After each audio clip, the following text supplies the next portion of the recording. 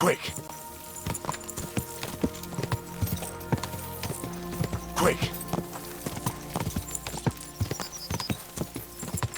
Whoa!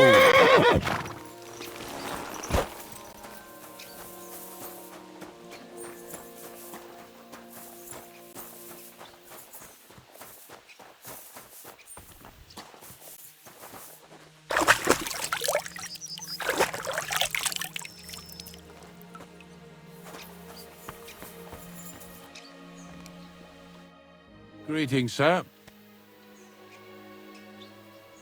I'm Henry. And you must be the local gravedigger, right? Ignatius, master of the sod, at your service. Looking for a final resting place, are you? Or do you need to bury a dead goat? Now, I'm more interested in the grave-digging profession as a whole. Ah, once you try it, you'll never want to do nothing else till the day you die.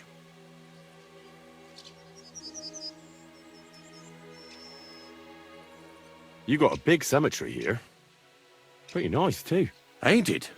But being the gravedigger, I'll never have a place of my own here. They'll throw me by the wall like a dog and bury me without ceremony. But when I'm dead, I won't care. If it was up to me, I'd even bury the suicides in hallowed ground. We're all equal before death and the Lord. This game of better and worse places of final rest don't count for nothing. What's the story with the dead people? The story? They're dead. What more is there to tell? But you said there's been a lot of people dying around here recently, right? Well, it ain't usual for people to get offed by the cartload out here in the sticks, if you ask me. What do you reckon? I don't know. Hadn't really thought about it that way. That might be the reason, then, hey? What? Look, I'm not suggesting anything. I'm just saying there's a lot of people dying. If things keep up like this, I'll be out of work in no time. There'll be no one left to bury. Being a gravedigger must be a lonely job, eh? What are your duties? Funny a young lad like you is so interested in grave digging. Not something you see every day. Well, I'm only asking. No real reason. That figures. Youngsters these days wouldn't know hard work if it bit 'em on the arse. It's no wonder I can't find any help. Are you offering me a job? No. I'm giving you a warning. You ain't cut out for this trade. And how do you know that? You've got that look. I can spot it a mile away. Could you be more specific? You just aren't cut out for it, and that's that. A gravedigger needs passion. A sense of duty ain't enough. It's a service, a labour of love, and the meaning of life all in one, lad.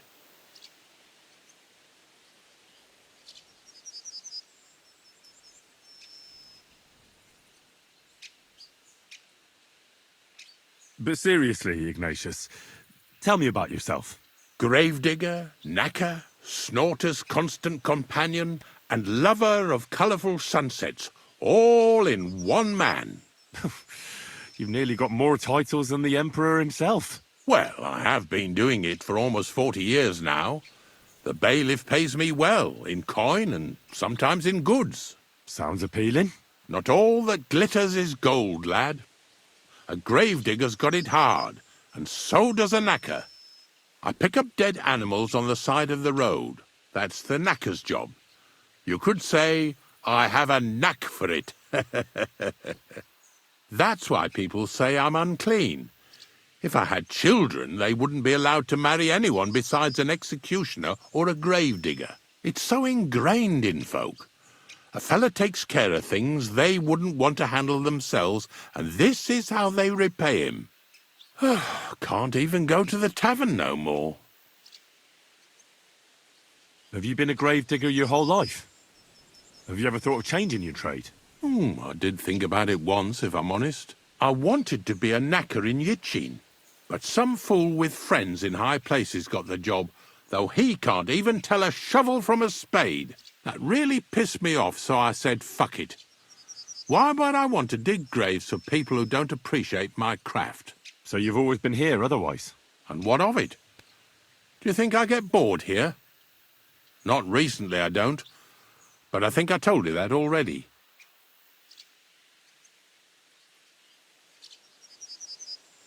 Unfortunately, I had to bury both my parents recently.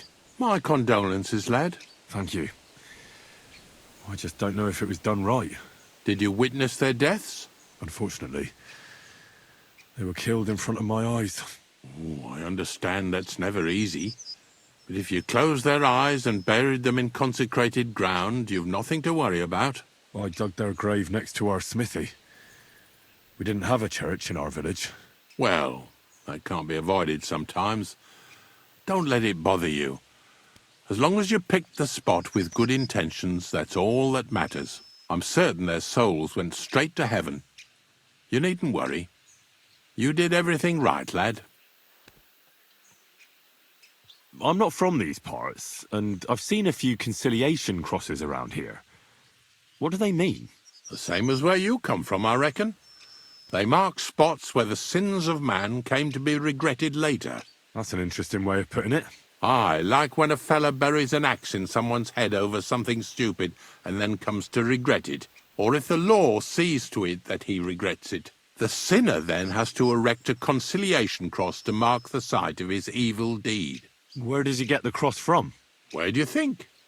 From me. You're in charge of that too? Stone cutting? I know how to cut a cross out of stone. And what of it? With the soft sandstone around here, it's child's play. So they're all your work? I wish. I've only sold 2 or 3 recently. Most of these here are right old. You might find a few stories about them in the village chronicle what's kept at the rat house. All I know is a young fellow once jumped off the cliffs near Takoff, and folks say the place is cursed. Do you know any more stories? Aye, I do, but I'm not telling you any. I'm not an old fishwife.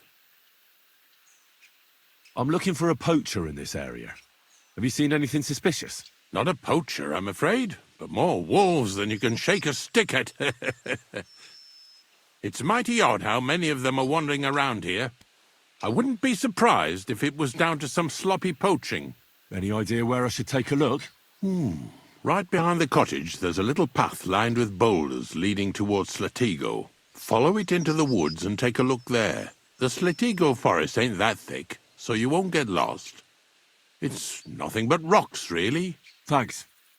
Farewell.